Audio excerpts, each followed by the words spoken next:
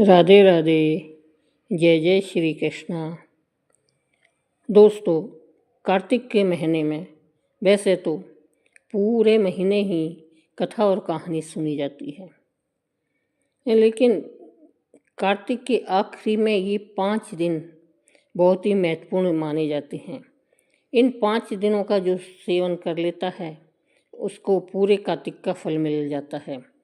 इस 5 दिन में जो कहानी सुनी जाती है वह है पंचभिकु की कहानी। यह कहानी भीष्म पितामह को समर्पित है, इसलिए इसे पंचभिषक व्रत भी कहते हैं। तो चलिए सुनिएगा पंचभिकु की कहानी। किसी गांव में एक साहूकार था और उसका एक बेटा व बहू भी थी। बहू बड़ी धार्मिक थी। वह कार्तिक माह में रोज सवेरे उठकर गंगा स्नान के लिए जाती थी। सुबह जल्दी जाते समय वह किसी भी पराये पुरुष का मुंह नहीं देखती थी। एक राजा का बेटा भी सुबह सवेरे गंगा स्नान के लिए जाता था। अब वह हैरान होता कि मैं इतनी जल्दी उठता हूँ स्नान के लिए, लेकिन कोई तो है जो मुझसे भी जल्दी उठकर नहा लेता है। मुझे पानी हिलता हुआ नजर आता है। कार्तिक माह के 5 दिन ही बचे थे कि एक दिन साहूकार की बहू तो स्नान करके वापस जा रही थी और उस समय राजा का बेटा स्नान के लिए आ रहा था। आवाज़ सुनकर वह जल्दी जल्दी जाने लगी, लेकिन जल्दबाजी में उसकी माला मोजड़ी छूट गई। राजा के बेटे ने उसकी माला मोजड़ी उठा ली और सोचने लगा कि जिस स्त्री की यह माला मोजड़ी इतनी सुंदर है तो वह स्त्री कितनी सुंदर होगी। उसने पूरे गांव में ढिंढोरा पिटवा दिया कि जिसकी भी यह माला मोजड़ी है वह 5 रात मेरे पास आएगी तो मैं उसकी ये माला मोजड़ी दे दूंगा।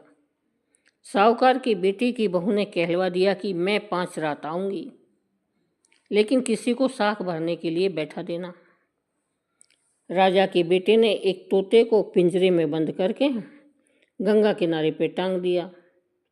सुबह के समय बहू आई तो पहली पैड़ी पर पैर रखा और बोली, हे कार्तिक के ठाकुर राई दामोदर, 5 पांडव, 6 नारायण, भीकम राजा, उस पापी को नींद आ जाए।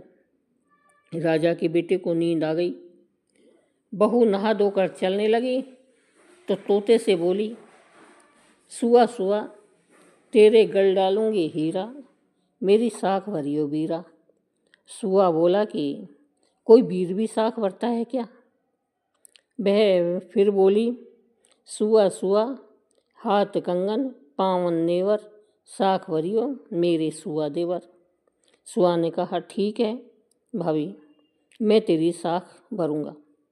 वह तो कहकर चली गई और राजा का बेटा हड़बड़ा कर उठा और सुआ से पूछा, सुआ सुआ वह आई थी, कैसी थी? सुआ बोला, आवा की सी बिजली, होली की सी झल, केला की सी कामनी, गुलाब का सा रंग। अगले दिन राजा के बेटे ने सोचा कि आज मैं अपनी उंगली में चीरा लगाकर बैठूंगा, इससे मुझे नींद नहीं आएगी। अगले दिन राजकुमार उंगली चीर कर लेट गया और वह आई और भगवान से प्रार्थना करने लगी, हे कार्तिक के ठाकुर राई दामोदर, 5 पांडव, 6 नारायण, भीकम राजा, उस पापी को नींद आ जाए। राजा के बेटे को नींद आ गई। वह स्नान करके फिर से वापस चली गई और सुबह राजकुमार ने तोते से फिर पूछा तो उसने वही सारी बातें दोहरा दी। अब राजकुमार बोला कि मैं आज रात में आँखों में मिर्ची डालकर बैठूंगा। रात में वह मिर्ची डालकर बैठ गया। बहू फिर आई और प्रार्थना की कि हे कार्तिक के ठाकुर राई दामोदर, 5 पांडव, 6 नारायण, भीकम राजा, उस पापी को नींद आ जाए। राजा के बेटे को फिर नींद आ गई और बहू नहा धोकर अपनी पूजा करके और जाने लगी और तोता से कह गई कि हाथ कंगन पाँव नेवर साख भर मेरे सुआ देवर। कह देना राजकुमार से मैं आई थी। उसने कहा ठीक है भाभी, कह दूंगा। अब राजकुमार ने तोते से बहू के आने की बात पूछी। उसने फिर वही बात बता दी। अब राजकुमार सोचने लगा कि आज मैं बिना बिस्तर के ही बैठूंगा और रात को बिना बिस्तर के ही बैठ गया। जब वह स्नान करने आई तो उसने फिर से भगवान से प्रार्थना की कि हे भगवान, मैं आपकी पैड़ी चढ़ूं, उस पापी दोखी की पैड़ी नहीं चढ़ूं। हे कार्तिक के ठाकुर राय दामोदर, पांचों पांडव, छठे नारायण, भिक्खू महाराज, मुँह में सत हो तो उसको नींद आ जाए। बहू का इतना कहने पर राजकुमार को नींद आ गई। जब वह नहा धोकर जाने लगी तो आंख बंद करके चली गई और सुआ से कह गई, सुआ सुआ हाथ कंगन पावन नेवर साखवर मेरे सुआ देवर। कह देना इस राजकुमार से कि मैं आई थी। तो तोता बोला ठीक है, मैं कह दूंगा। राजकुमार जब उठा तो वह जा चुकी थी। राजकुमार फिर से सोच में पड़ गया कि सोचने लगा कि आज मैं अंगीठी जलाकर बैठूंगा जिससे नींद नहीं आएगी। फिर वह रात को अंगीठी रखकर बैठ गया। साहूकार की बहू आई और वह भगवान से प्रार्थना करने लगी कि हे पृथ्वी कम भगवान, मैं आपकी पैड़ी चढ़ूं, उस पापी दोखी की पैड़ी नहीं चढ़ूं। हे कार्तिक के ठाकुर राय दामोदर, पांचों पांडव, छठे नारायण, भीकम राजा, उस पापी को नींद आ जाए। इतना कहते ही राजकुमार को नींद आ गई। जब वह नहा धोकर जाने लगी तो तोते से बोली कि इस पापी को कह देना कि मेरी 4 रातें पूरी हो गई है, बस अब 1 रात बाकी है। ठीक है, कह दूंगा। अब वह सुबह राजकुमार की आंख खुली तो राजकुमार ने तोते से पूछा, तोता आई थी क्या? क्या हाँ आई थी। कि क्या कह गई है? ये कह गई कि 4 रातें पूरी हो गई, अब 1 रात और बाकी है।